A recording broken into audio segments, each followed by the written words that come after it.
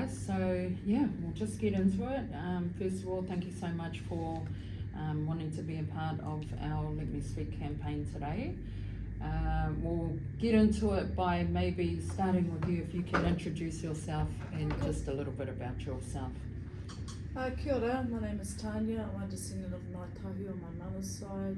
I'm originally raised in, born in Christchurch, and then was raised in England for 10 years, and then returned back, and I'm a Rewa girl, so I lived in Mahi for many years. Was a teacher aide for the local primary schools. As I was a single mother, I wanted to get involved in my community, and then I went into social work 14 years ago. Currently, I sit at the Papakura Police Station as a family harm social worker. I was seconded there 4 years ago for a year, and they haven't kicked me out of the station yet, and I haven't been arrested, so I must be doing okay. So, awesome. Kia ora. Kia ora. Kia ora whanau, so I'm Brad Armour. I'm a family harm coordinator for the New Zealand Police. I'm based in Papakura. I hail from Waikato Tainui, and that's from the Cook Islands. I've been in this role doing family harm since 2020. Kia ora. Tēnā tātou, huri ai no Ngāi Te Kahungunu ki Hiratanga me Ngāi Tūhoe. Yep, so I hail from Ngāi Tūhoe and Hastings, born and raised in Hastings.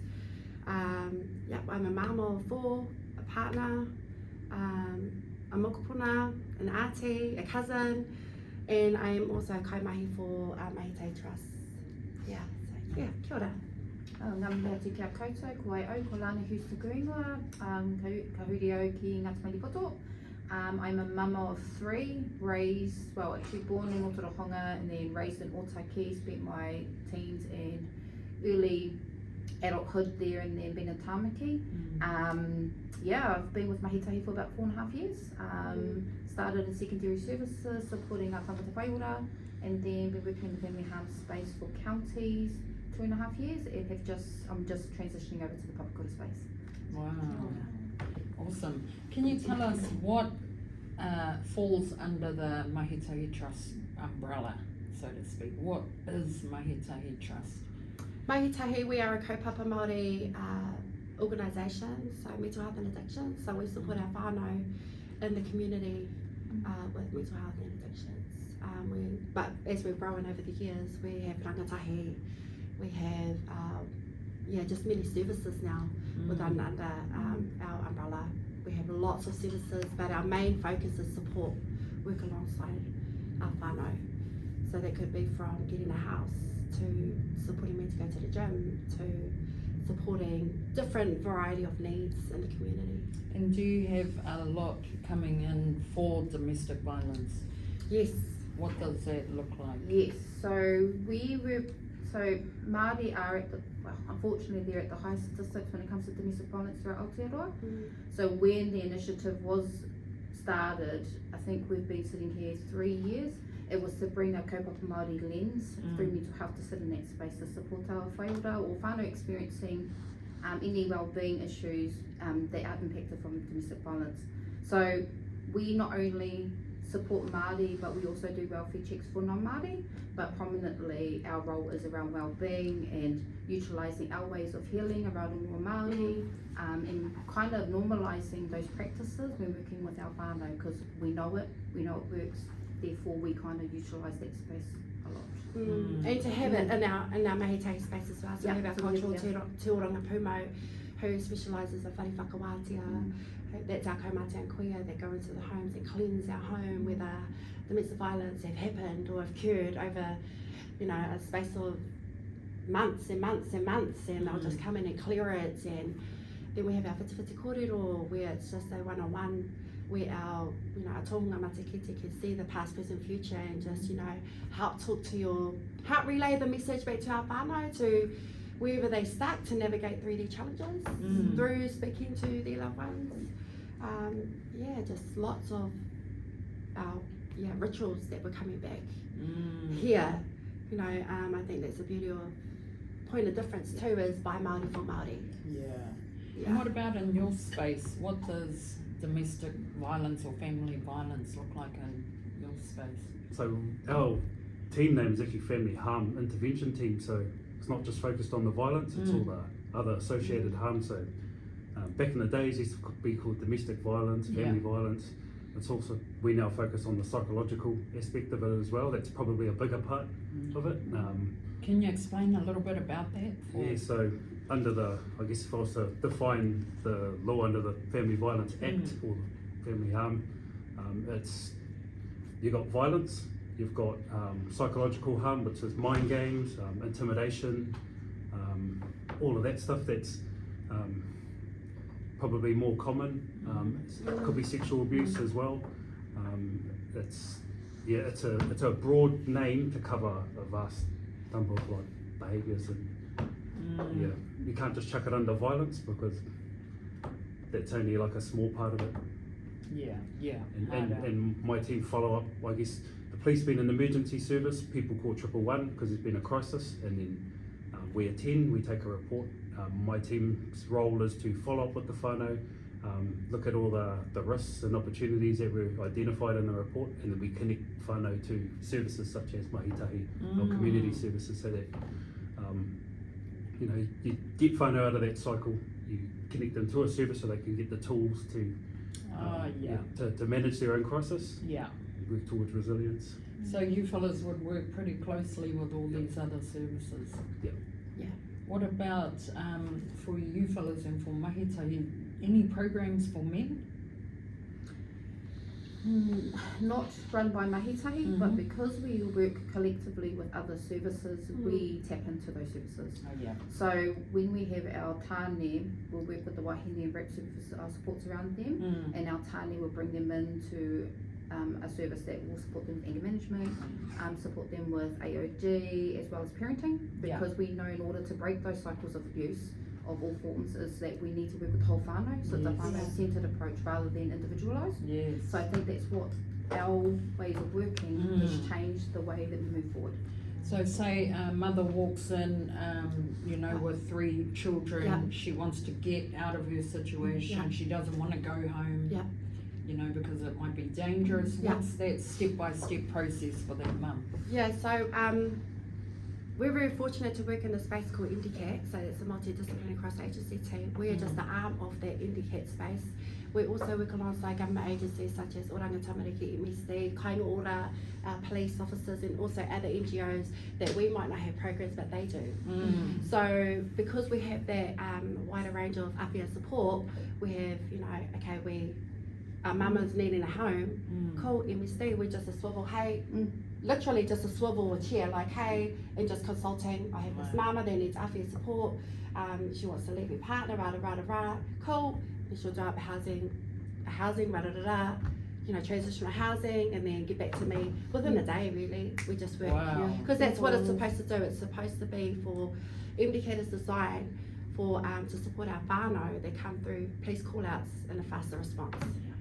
We had someone share last night that the process of trying to get a protection order was so long, and she had also experienced financial abuse, where he had full control of the finances and things like that. When she tried to get their protection order, she was given a list of lawyers. She contacted all of them and only one responded, and he wanted a $4,000 retainer. That's where the MDCAT team come in. So we have court advisors that actually sit on our team. So it's a streamlined one-stop shop.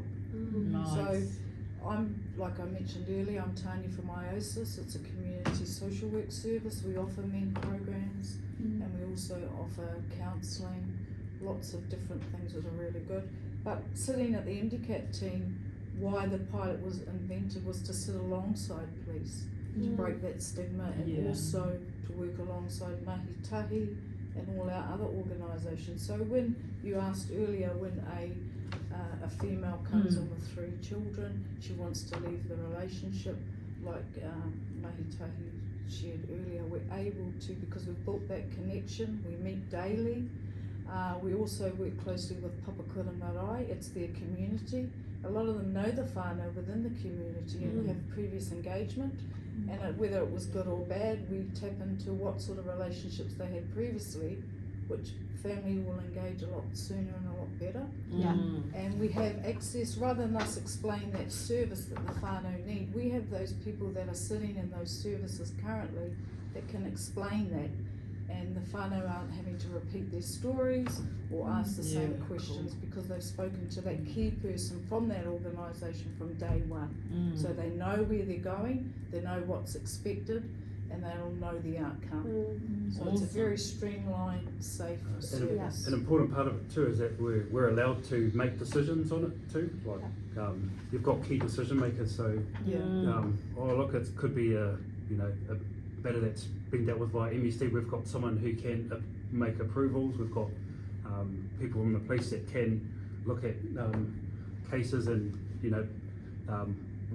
we do have the ability to sway things for the benefit of the whānau. Yeah. You know? The safety. Yes. There's no hierarchy, so Right. we all work collectively together.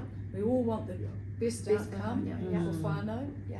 And it's about us walking alongside that whānau for their needs, what Yeah. they need. And there's a lot of red tape that's actually cut, and we don't.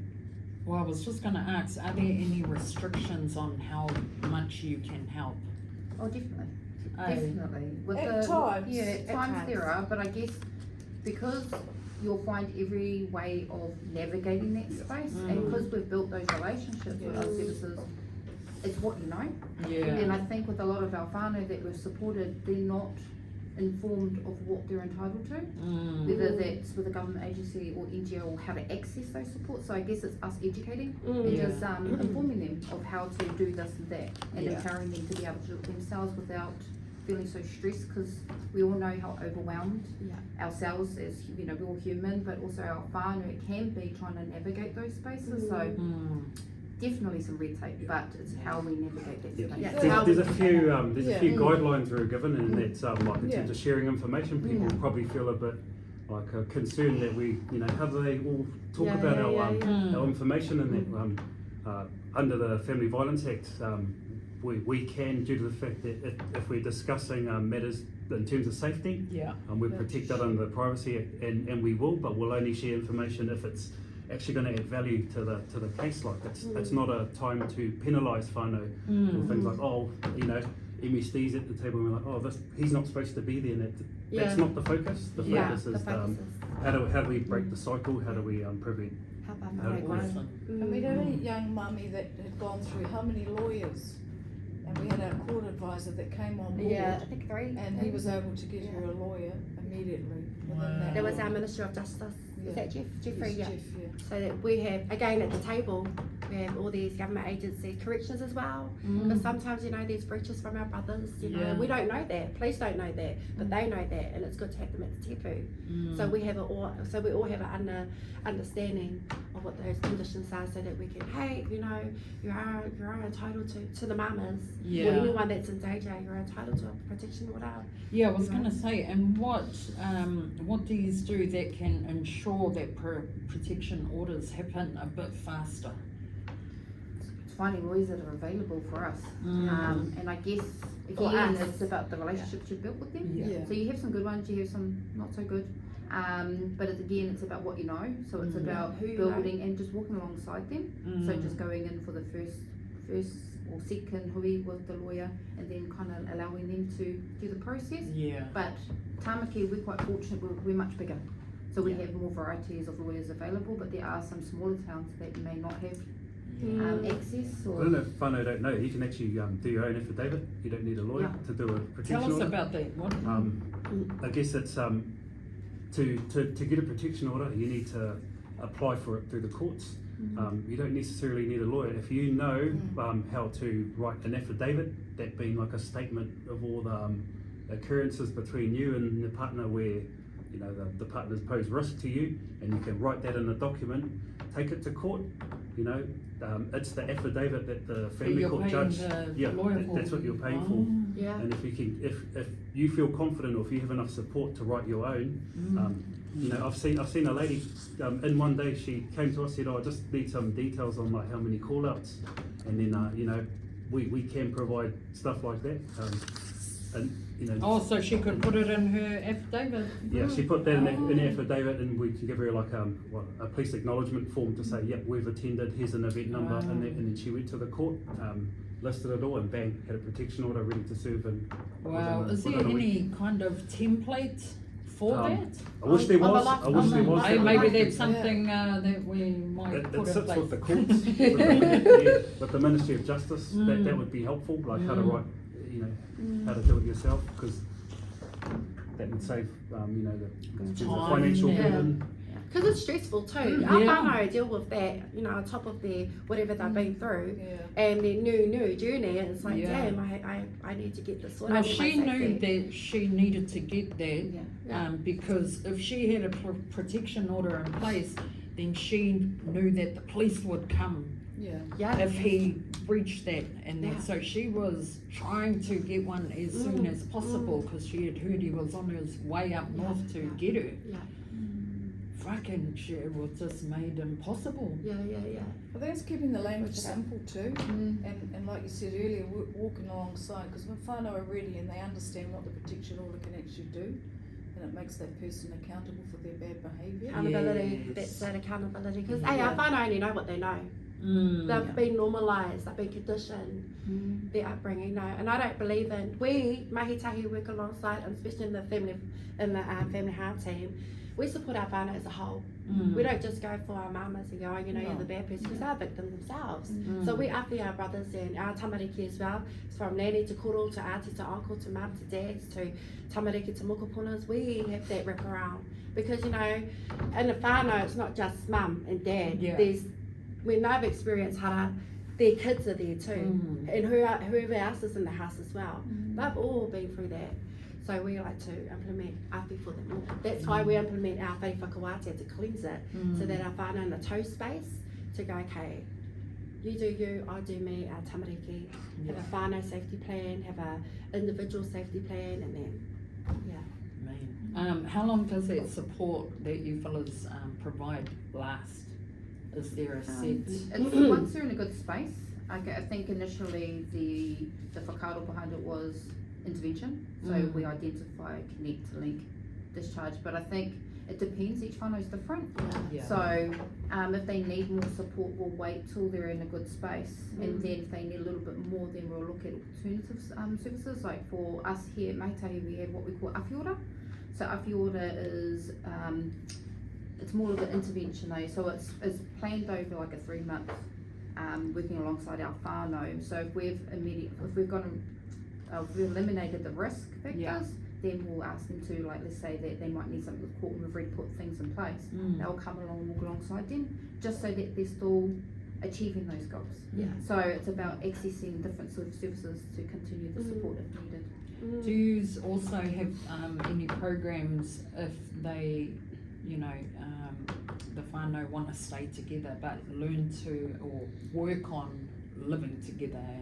Yeah, I'm not a big fan of broken families. I don't support broken families. So when we have mum say, nah, I'm done with him, rah, rah, rah, I'm like, no, look. And then I tell her too, I'm working with dad, because when you're in a good space and baby you still want to see baby daddy, you want to make sure the kids go over to baby daddy and know that, you can trust them. So it's about putting them in a safe space.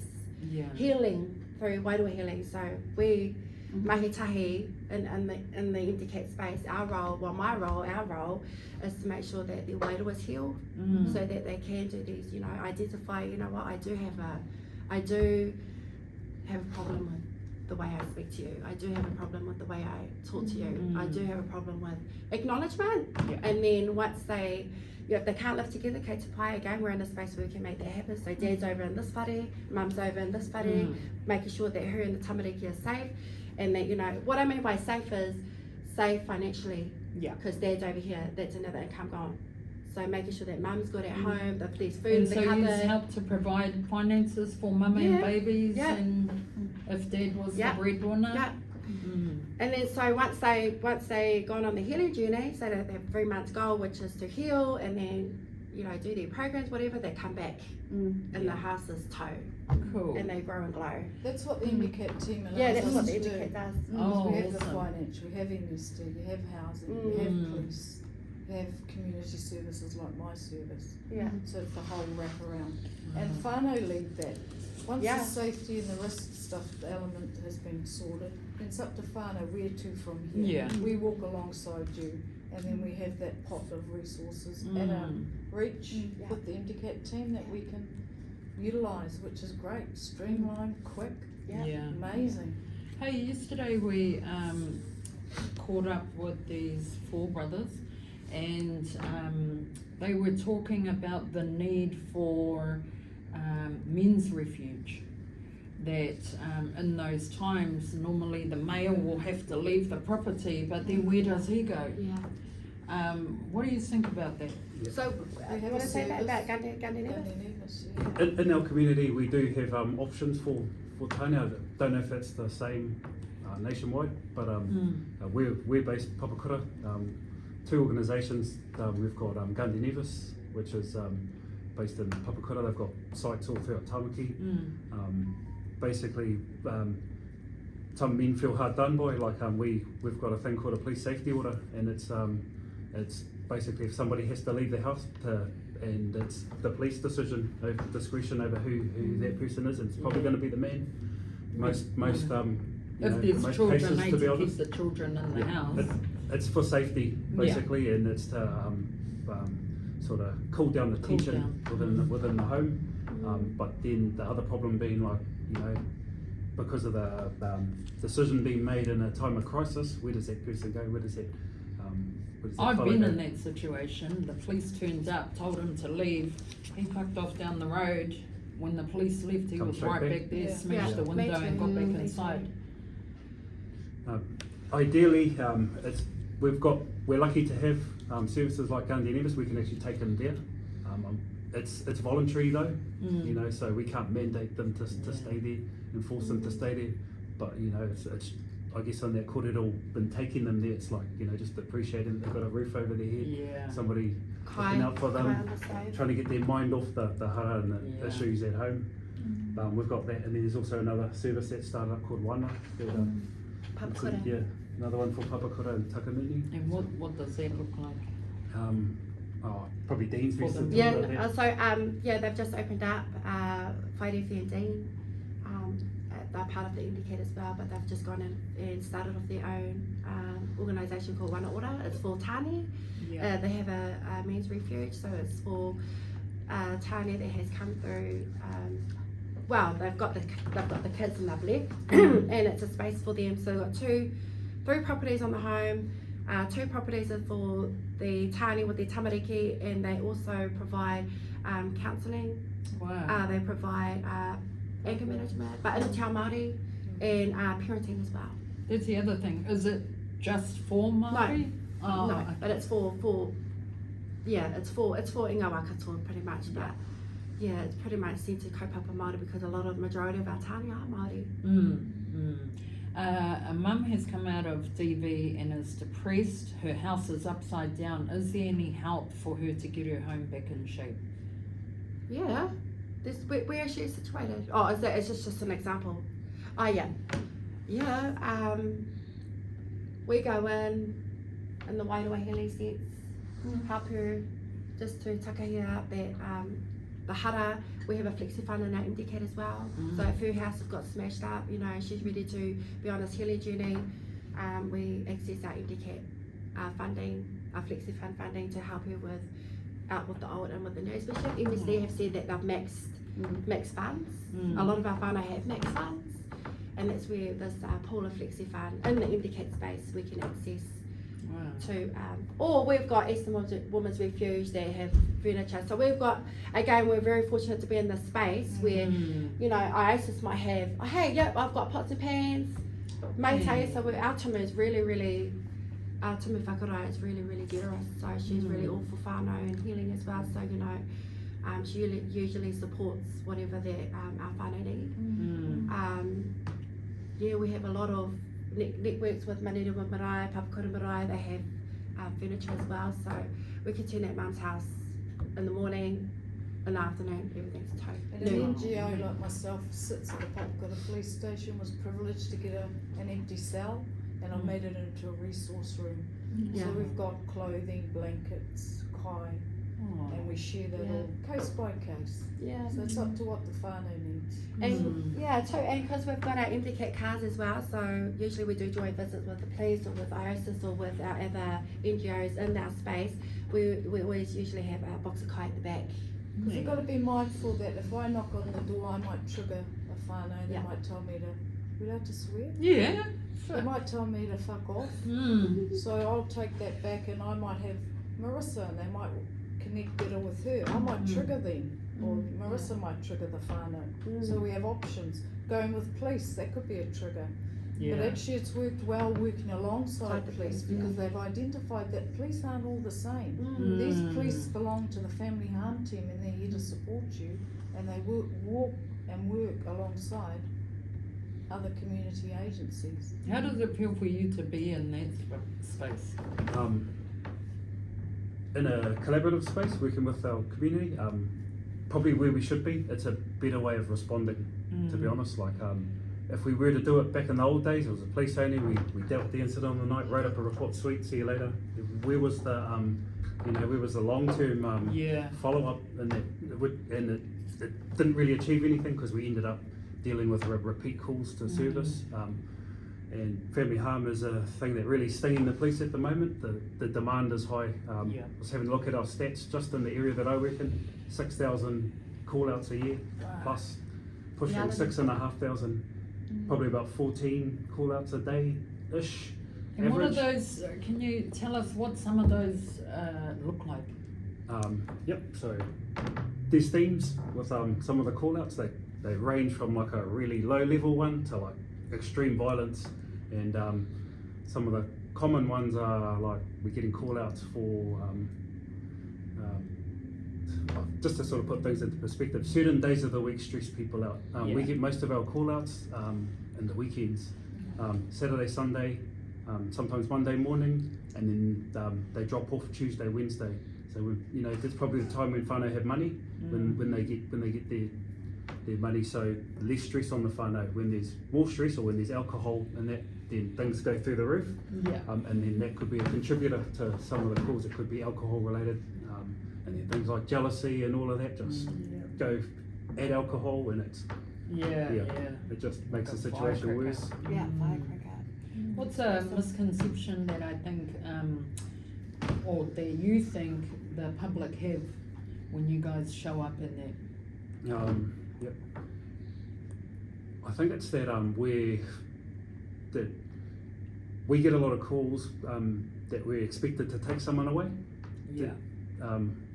Because I think it's the fear as soon as people Oh, see yeah. you pull up, Yeah. that you're here to take someone. We're very limited in our powers to actually do that. So it's really hard. The threshold is quite high to actually arrest someone, because we need the evidence to do so. Or if failing that, we're probably going to have to apply a police safety order, which is going to be that, like I said before, that discretion on behalf of the police, and that's where we make a judgment call based on the risk, based on what the whānau have told us. But it doesn't happen often, but I think people expect that we're going to turn up and remove someone, and The then guards are up. that's it. And then we get there, and then it's like, well, okay, we've got to take this fellow away, but what's he done? Nothing. And But within that indicate space, and I've been with you, where the risk and safety's been, the scene has been seen, that you've made it safe, but you've actually been able to negotiate with the male and either take him somewhere else. And so you followed that police process of safety, however you've adjusted it for that certain whānau at that time. And that was that young man that was down the lane that day, when he would have been arrested if he had still been at the address. However, the safety and the risk had been Diffused. There's processes that we have to follow. Obviously, safety being the major concern. What I'm trying to say is that with working alongside MDCAT with the police and NGO, there's different, you're following your process that you need to around safety and risk. However, there's certain outcomes that you can change. You know, it's not all hard out staunch stuff. Yeah. We've got an NGO here. She's sort of softened the blow a bit to whānau. It's not just the cops that have pulled up. We're not here to get your kids or your drugs. Or it's not the cop that pulled you over and gave you a ticket. They've got Kai in the back of the car. Mm-hmm. They've looked at the situation. It's unsafe. They've made it safe. Right, where to from here? Where could you go? And I think the word's getting out in our community that there's a different approach from police. Yeah. And that's why the MDCAT and the NGO is working really, really well. Thanks. And I think whānau is starting to, that's why it's increased, because whānau is starting to build more trust with calling police when they're not safe. And the outcomes are a lot more positive. Yeah, I had to kind of agree with you, because when I first started in MDCAT, I had an upbringing where my police at my house was normality, but it was like a negative space, especially for my dad. So when I had got this role and when I started working there, I was like, oh, it just triggered me. It was like all me my when I triggers. walked in. Oh my, but I'm just really stressed. You're not alone. You know, it was like, and then when I went out with the family harm intervention team and when I met Brad, I was like, actually, it was my dad.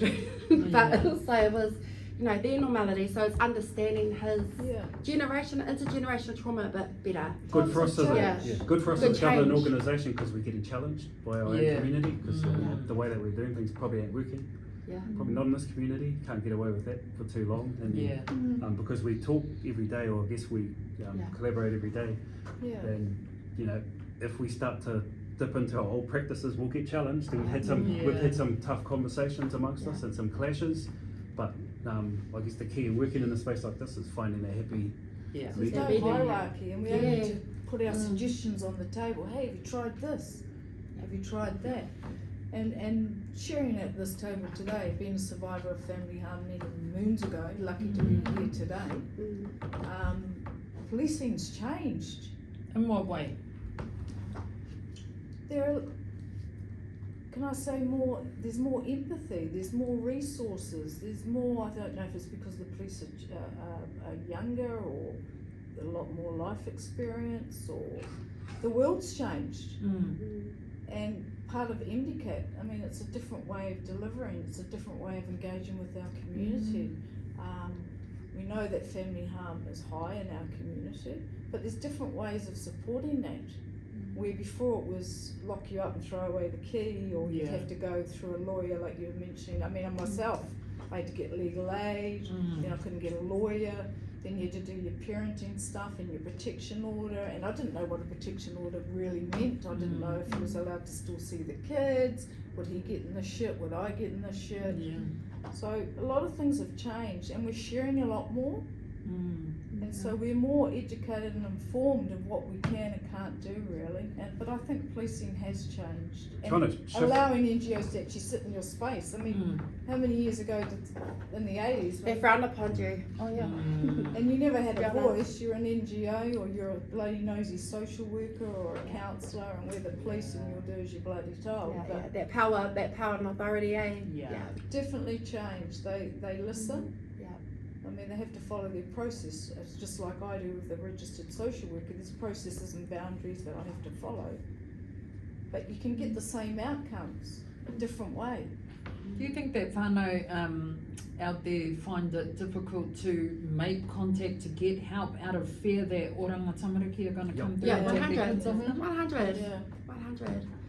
I think they get an unfair rap, oranga tamariki, because I think that's people jump to that Historical. to that, thinking that's going to happen when it's for them the threshold is super high as well.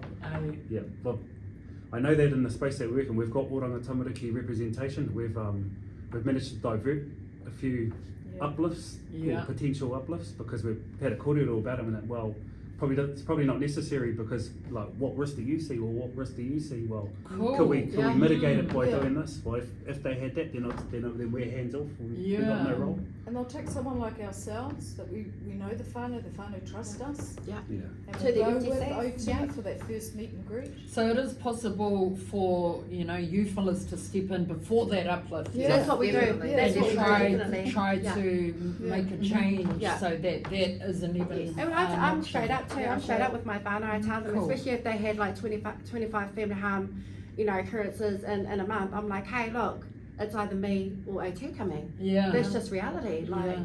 there needs to be change. Well, they know what they know. It's their whānau, it's their kids. They know what's not working for them. Yeah. So we listen.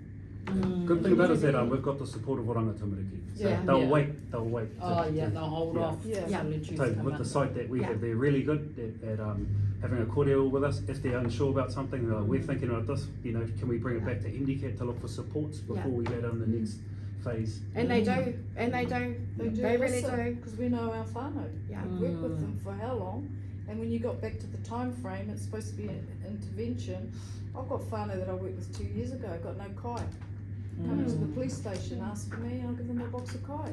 Oh, man. So that's a measure of our engagement with our Yeah. whānau. Yeah, for sure. Reporters, whanangatangas, hit it once. Yeah, leave or even it seeing them at 100. the supermarket. Yeah. You can give them a hug, and especially when you see that they come from a space of kore to a space of toe. It's amazing just to see that transition with them. But yeah, just in regards to what they're saying, it's the collaboration's amazing. Yeah. Just having the resources, and I think 10 years ago, as you were saying, you only had Oranga Tamariki, MSD, police that sat in that space. I've had my lived experience 20 years ago, and I remember when I first came to MDCAT, I wasn't sure if I had healed. Even though it was 20 years ago, I was like, am I actually good? But I found that it actually helped me heal, being able to support our whānau. Yeah. And just seeing them in that space, but knowing that there is light at the end of the tunnel, and being able to awhi and just around being tika and pono with our whānau, telling them the truth. Hey, we're here to awhi, we want to try and stop, let's say, Oranga Tamariki from getting involved, but if it continues, this is where it's going to result, and there's nothing we can do. Because we've tried everything. And I think one of the hardest things for us too is that, for me, I can only speak for myself, is that one of the biggest struggles I've had is I can't save them all. Yeah. And I think when we try, because we'll try every angle we can to try and get in that door, whether it's with kai, or whether it's a whiti kōrero, or whether it's police that are sitting up at the driveway, because we know the whānau don't like police, but they're still seeing us because there are risks. We will find every angle to get in that door and just be genuine with our whānau. And I think that's what makes all our approach very different. Yeah. Is that we come in there, we're genuine, we're not here to judge. We just want to awhi and support. That's all we're here for. You guide, we follow. Man. But We've had lots of good outcomes, man, being in the space. Lots of our Yeah, what are some of the success stories from whānau that have reached out? So I've had mum and dad that's been heavily on meth. She just wanted to get off it. She was happy at the time. Just want to change, put them into. I said, okay, cool. Our role is more around wairua healing. I've got a good partnership with Turiki Health, so they do the wairua healing retreat out in the Tahi. So put them both into a mixed wairua healing retreat. They came back TOAS, put them into a new housing. They couldn't do their journey together. There was still a lot of triggers, still a lot of mamae, cool, Kate's pie, put them in separate housing, and they're just flourishing. Wow. Dropped the patch, and she's like dropped the meth, got her baby back together, doing really, really amazing. We've housed a lot of homelessness. We've housed a lot of mamas. I've just got a passion for mama pipi. I always say, healing mamas, raising leaders. Nice. So, we support our rangatahi, our tamariki as well. Another one was where dad was like solo dad, and he was like, I can't do this. And we went in there, I was like, okay, what can we do to up and support? We had our whare whakawātea, cleanse the house. Dad was able to restart. What is his goals? He was with Awhi Ora. So away he went, and the rangatahi was with our rangatahi support services. Came back too. So there's a lot of good stories, even with our sister IOSIS and the police as well. Yeah. Our MDCAT in general, we've got a lot of awesome stories, outcomes. So especially in the domestic violence space. Yeah. A couple of ones that come to mind for me is that Oranga Tamariki based at Papakura Yeah. and that there's that trust between iwi and government. Yeah. And MSD, I think we're based there for a while, so trying to set up a one-stop hub that's away from a government building. Yes. Go to, Because that's intimidating. yeah. So you can go into a place where you feel like, I could just turn up as is and just, but then I could get the support I need and the services are available. so that was a bit of Yeah, Ministry of Justice too is sitting there as MOJ. well. And Mine's bringing whānau in the front door to the police station, to the old cell, to the resource room, get some coffee. They probably They're like, all welcome. I've been there. Yeah. That was myself here. You know, just that relationship, being Yeah. able to come into that building and the different to bars. talk what you said before, like about how whānau struggled to get protection orders and that, Mm. where you were able to advocate to the Ministry of Justice saying, we've got a lot of whānau that come to us that have that same problem, what can you do about it? They set up a team that is like, for that specific Oh. purpose. Tell us more.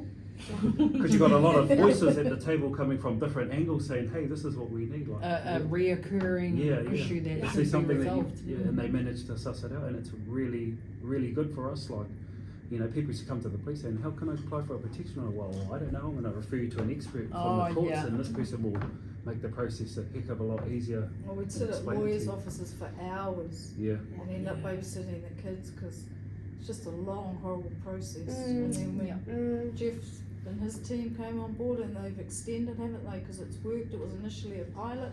Oh, yeah. I think is it Wellington Palmy? Or was it just had Auckland? someone from Tauranga come up. There's a few of them, Yeah. Initially it was a pilot that they've tried, and we've given them feedback, like you were saying.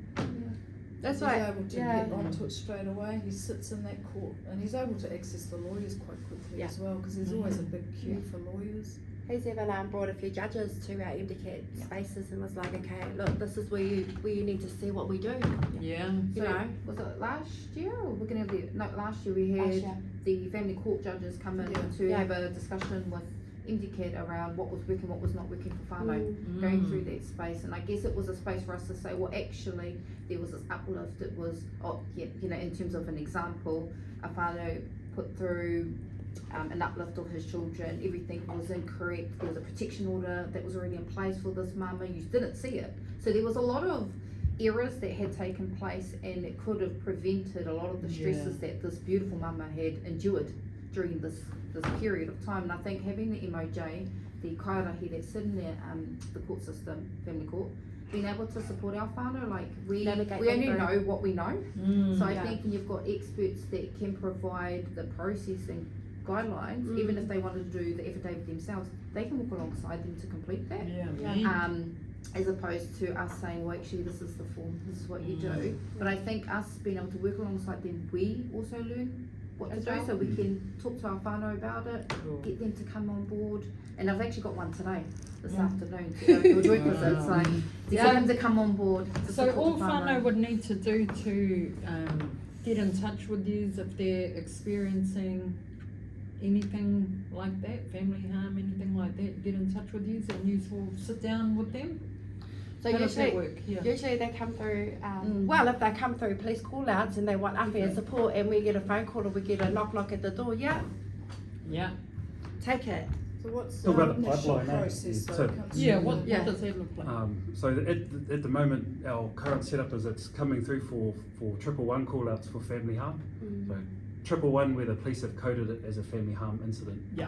All of those reports get collaborated, get sent to a table for they have a look at all the risk, and then based on the area, Yeah. we'll get all the Oh, at yeah. once. And then all the ones that come to us in a 24-hour, like from overnight, we'll call it in the morning and go like, oh yeah, this one come through, this address, this whānau, the risks that have been identified. Kaingora, what can you do? OT, what can you do? And it's all about what can you offer, what can you put on the table to support this whānau. Well, I know this whānau, I'm working with them, I know the Yeah. auntie, give it to me. Yeah, give I'll- it back, I'll yeah. contact them. And it's everyone. It could be like it could be corrections. Like or he's on. He's been managed by a probation officer and they're doing that. Oh, well, we'll do this side then, so that both parts of the problem or the puzzle have been addressed. Yeah. So one car up the driveway, not 4 or 5. Yeah, Yeah, that's yeah. right. Yeah. That's all right. Cool. Oh, awesome. Is there anything else that you just want to share before we wrap this up? Thank you for having us. Thank you for having us. Wasn't as scary as I thought it would be.